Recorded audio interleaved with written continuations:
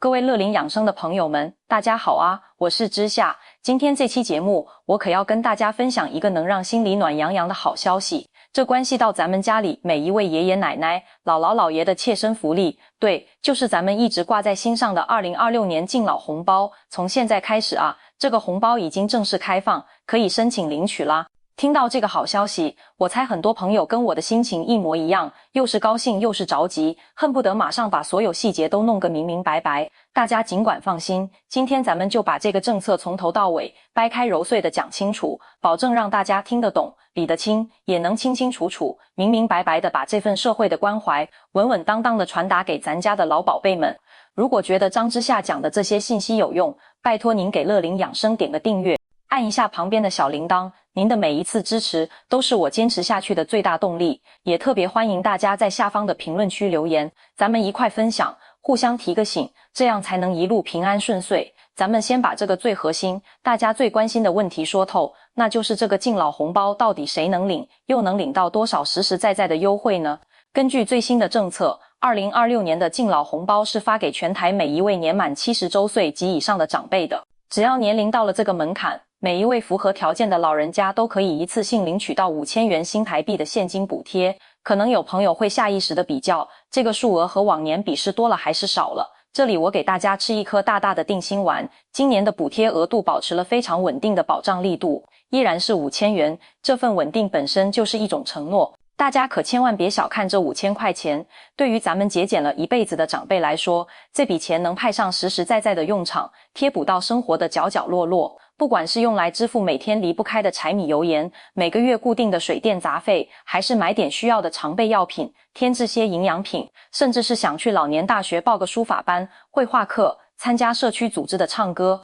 旅游活动，丰富一下自己的精神文化生活。这5000元都能提供一份扎实的、看得见摸得着的支持。在我张之夏看来，这笔敬老红包啊，它远远不只是银行卡里增加的一串数字，它承载的是咱们整个社会对高龄长辈们一份沉甸甸的心意。这份心意既是对他们基本生活的一份坚实保障，更是对他们辛劳一生，为家庭、为儿女、为社会默默奉献一辈子所表达的一份深深的感恩和暖心的回馈。这种被看见、被惦记的感觉，这份心意可是无价的。而今年这个敬老红包政策最让人振奋、最大的一处进步，就是咱们常说的排付门槛有了非常人性化、非常大幅度的放宽。熟悉往年政策的朋友都知道，敬老红包是一项普惠性的福利，过去设置排付条款的初衷是为了让宝贵的公共资源能更精准地流向那些更需要帮助的长辈。而随着咱们整体养老保障体系越来越完善，社会的底气越来越足，今年的政策做出了一个非常暖心的优化，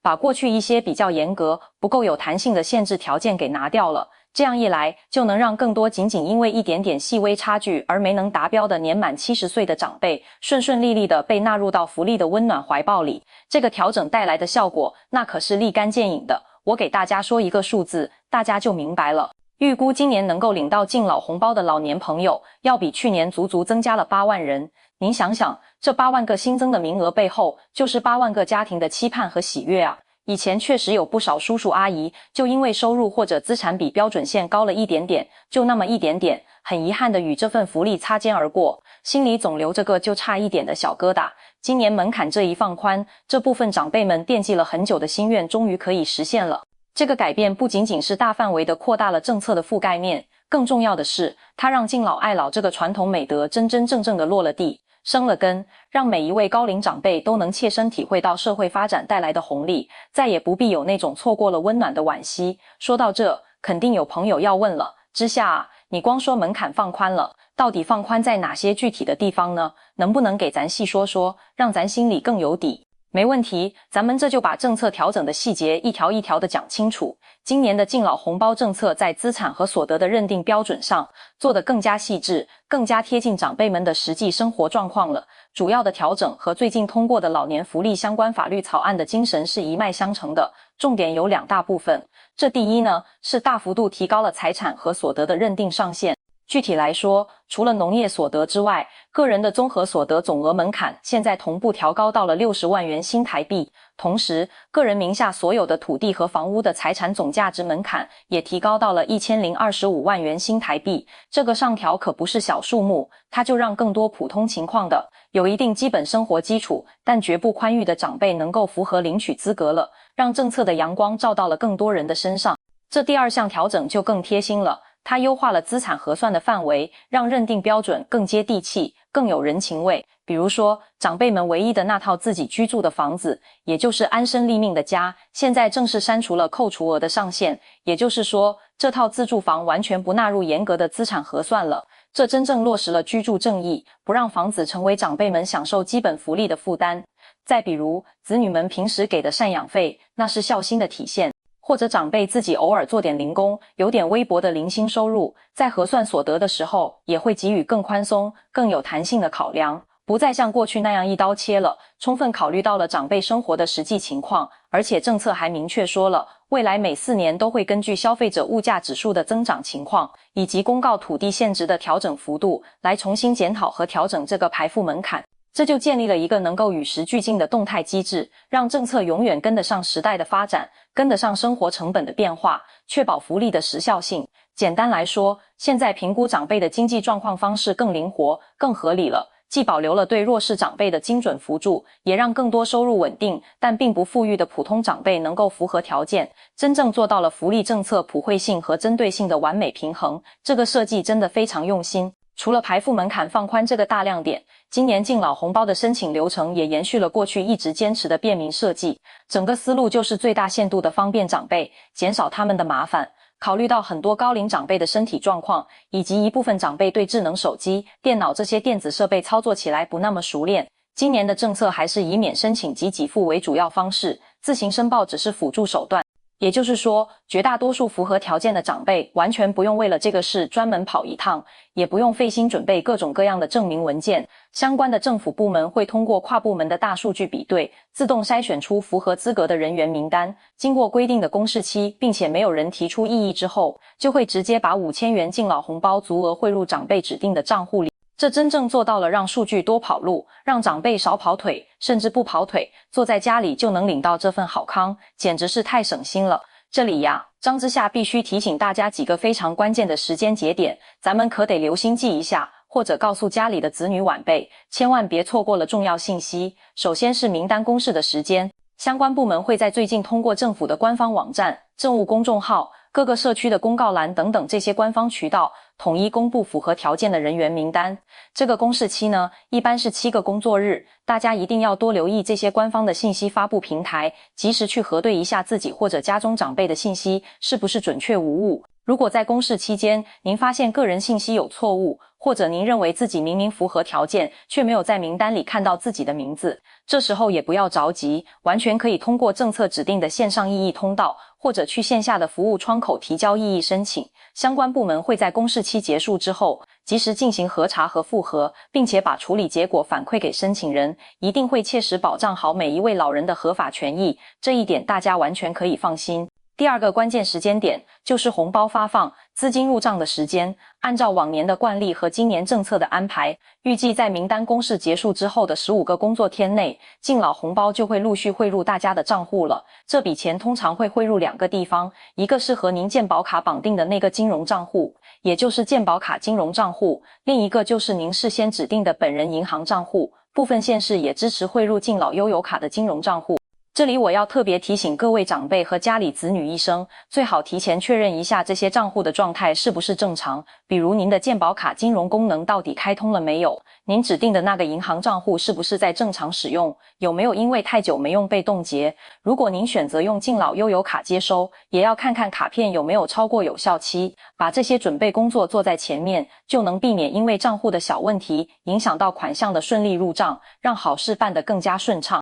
如果超过了预计的入账时间，您还没收到钱，也别慌，可以直接拨打官方的咨询专线电话，或者去就近的区公所服务柜台、户政事务所查询一下，那里的工作人员都会非常耐心的给您解答，协助您排查问题，确保每一位符合条件的长辈都能顺顺利利的把红包拿到手。当然，咱们也得考虑到一些特殊情况，针对少数需要自己主动去申报的老年朋友，比如长期居住在外地，个人信息没有被系统准确收录到的，今年的申领流程也做了进一步的简化，操作起来非常简便。大家既可以通过线上的政务服务平台、官方指定的手机 APP 在线提交申请，也可以选择线下渠道，带上材料去户籍所在地的区公所服务窗口或者里办公室办理。如果委托子女或亲友代办，记得需要额外准备一份委托书和代理人的身份证明文件。需要准备的材料也已经尽量精简了，基本上就是身份证明、户籍证明这些基础材料。像低收入户、中低收入户的长辈，还可以免于审查财产和收入证明，这最大程度地减轻了老年朋友的办事负担。而且各个里办公室还专门为那些行动不方便或者卧病在床的老年朋友提供了贴心的上门代办服务，里干事会亲自上门帮忙整理材料，完成申报。如果是99岁以上的100岁人瑞，更能享受到里长亲自送服务上门的尊荣礼遇。这些举措就是为了确保不落下任何一个人，让每一位符合条件的老人都能被温暖的福利政策所拥抱，感受到实实在在的关怀。聊到这里，估计很多长辈心里会冒出另一个很实际的疑问：之下，我现在已经在领养老金了，或者领着政府发的高龄津贴，那我还能不能再领这个敬老红包呢？会不会冲突啊？会不会领了这笔，那笔就少了？我在这里给大家一个非常明确而且肯定的答复，完全不会冲突，您完全可以同时领取，一样都不会少。这个敬老红包是一项独立的、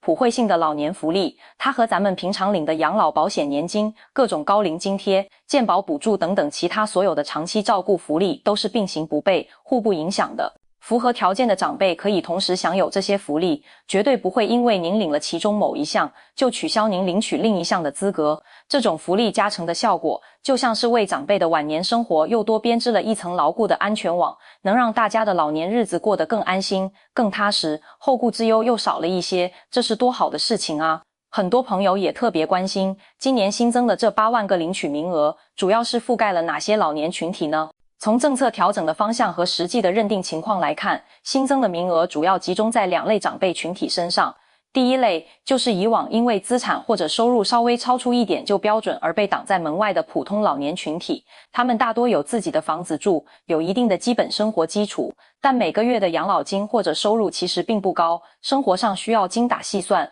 每一分钱都要花在刀刃上。这笔敬老红包就能为他们的日常开销增添一份实实在在的保障，有效缓解生活上的经济压力，让手头更宽裕一些。第二类就是最近这1-2年刚刚迈入70岁门槛的年轻老年朋友，他们可能身体还算硬朗，但随着年龄增长，身体机能难免会有些下降，在医疗、保健、护理等方面的生活开支也会相应增加。这份敬老红包对于他们来说来的正是时候，能够很好的补充日常所需，为他们的晚年生活保驾护航，让从初老到老的过渡更加平稳，更有保障。其实咱们回过头来看，敬老红包政策的持续优化和完善，它的背后意义是非常深远的。这不仅体现了咱们社会对老年群体越来越重视，更是咱们整个社会养老保障体系不断健全，民生服务水平持续提升的一个生动缩影。随着人口结构的变化，老年群体的规模在持续扩大，养老问题已经成为全社会共同关注的核心焦点。敬老红包作为一项直接、实在、高效的民生政策，它不仅仅是为高龄老人提供了看得见、摸得着的经济支持，更重要的是，它向整个社会传递了一种鲜明的信号，那就是对老年群体的尊重与关爱。它让老有所养、老有所依、老有所乐，这个美好的愿景一点点变得可感、可知，深入人心，逐渐成为我们全社会共同的追求和行动。咱们不妨回顾一下这些年敬老红包政策的发展历程，能清晰地看到一条不断向上向好的轨迹。领取年龄精准定位在70岁，让福利资源能够聚焦最需要关怀的高龄群体，补贴金额稳定在5000元，确保了福利能够发挥切实的作用。申请的门槛在持续优化，从过去的严格到现在的宽松且有弹性，让越来越多的老人被纳入到福利的阳光下，办理的流程在不断简化，从跑腿交材料到现在的免申请及享受，让老年朋友办事越来越省心。每一次调整，每一项优化，核心目标都只有一个，那就是让老年朋友真正受益。从最初只能覆盖少数人，到如今不断扩大范围，惠及越来越多的长辈。这背后既是政策制定者们设身处地的用心考量，也是咱们社会经济不断发展、民生福祉不断提升的必然结果。我想，一个能够用心呵护每一位老人，让所有长辈都能安享晚年的社会，才是一个真正有温度、有凝聚力，能让生活在这里的每一个人都感受到归属感和幸福感的社会。或许有些年轻的朋友会觉得，在现在的生活成本下，5000元好像也不算一笔特别巨大的数目。但是对于绝大多数养成了勤俭习惯的老年朋友而言，这笔钱的意义远远超越了数字本身。它能派上很多关键用场，可以去药店买些日常必备的药品，买点钙片、维生素这类营养品，改善一下饮食，更好地关注自己的身体健康。可以用来支付每个月固定的水电费、燃气费、物业管理费，减轻日常生活的负担。也可以用来实现自己的一些小愿望，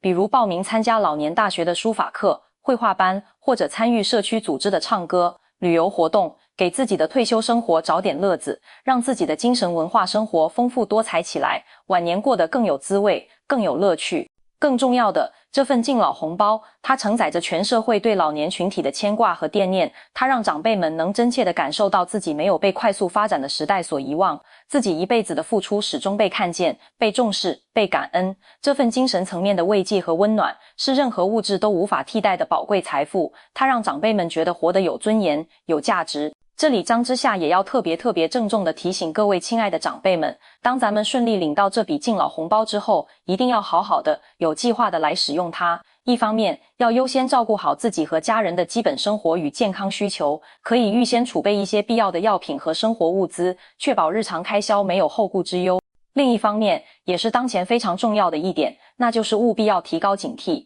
提防社会上形形色色专门针对长辈的电信诈骗和非法集资陷阱。近年来，一些不法分子的诈骗手法不断翻新，他们常常打着高额回报的养老投资项目、免费的健康检查讲座、冒充公务人员发放补贴等等幌子来行骗。利用长辈们信息相对闭塞、心地善良的特点，让不少家庭蒙受了惨重的损失，甚至把一辈子的积蓄都搭了进去。大家一定要牢记，天下绝对没有白吃的午餐，也没有那么好的事情会主动找上门。遇到陌生的来电、手机里不明来历的链接，或者路上主动搭讪邀请您去听课领礼品的，千万不要轻易相信。更不要随意透露自己的身份证号码、银行账户密码这些敏感信息。心里一旦有疑问、拿不准主意的时候，马上给子女打个电话商量一下，或者直接拨打警方的反诈骗专线、政策的官方咨询电话去核实。一定要守好咱们自己的养老钱，这可是晚年幸福生活的保障，是自己的血汗钱，可不能让骗子给骗走了。同时，我也特别想呼吁一下正在听节目的各位子女和晚辈们，希望大家平时能多关心一下家里老人的生活状况，多问问他们有没有享受到该享受的政策福利。很多老年朋友啊，对于新政策的了解可能不够及时，对于手机线上查询、线上申请这些智能操作也不太熟悉，甚至有点畏惧。这就需要咱们做子女的主动多承担一点责任，平时多留意一下官方发布的政策信息，像敬老红包这种好消息，主动告诉家里的长辈，别让信息差耽误了事。到了名单公示的时候，帮老人上网或者去社区看看，核对一下信息，款项该发放了，协助老人查查账户的到账情况，或者帮他们去刷一下存折。对于政策的细节和操作流程，耐心地给老人讲解清楚，一次听不懂就讲2次。要知道，陪伴本身就是最好的孝心。在保障老人物质生活的同时，咱们更应该多花点时间陪他们，听听他们想说什么，关心一下他们的精神状态，看看他们有没有什么未说出口的难处，让老年朋友在享受政策福利带来的温暖时，也能时时刻刻感受到来自家庭的温暖与关爱。这样内外兼有的温暖，才能让他们真正的安享幸福晚年，心里头踏实。如果我们从更广阔的层面来看，敬老红包的按时发放和持续优化，它不仅仅是一项暖心的民生举措，它对整个社会的和谐与发展也有着多方面的积极推动作用。第一，它进一步完善了咱们多层次的养老保障体系，有效地弥补了某些养老保障领域的短板，为高龄老人提供了更全面、更精准的保障，实实在在地筑牢了老年群体生活的底线，让他们心里有底。第二，它积极传递了敬老爱老的良好社会风尚，引导全社会都来更加关注老年群体的生活需求，主动地去关爱老人，帮扶老人，营造起一种尊老、敬老、爱老、助老的浓厚社会氛围，这本身就是对中华民族传统美德的最好传承和发扬。第三，它也充分体现了社会发展成果由全体人民共享的核心理念，让为社会发展贡献了一生的老年朋友能够切切实实地分享到经济社会进步带来的红利，这不断增强着全体民众的幸福感、获得感和安全感，能够凝聚起全社会共同向前发展的强大合力，让大家觉得努力有回报，未来有盼头。可能有朋友会关心一个更长远的问题，之下，那明年的敬老红包政策还会继续调整吗？会不会有新的变化？目前，相关部门还没有发布任何明确的通知，但是我们从近年来政策的整体发展趋势来看，敬老爱老的政策支持力度，我相信只会越来越大，相关的福利政策也会越来越完善，越来越贴合咱们老年朋友的实际生活需求。随着社会经济的持续稳定发展，支撑养老保障的财政能力也会不断增强，我相信未来一定会有更多的老年群体被纳入到普惠性福利的保障范围里来，养老保障的覆盖面会越来越广，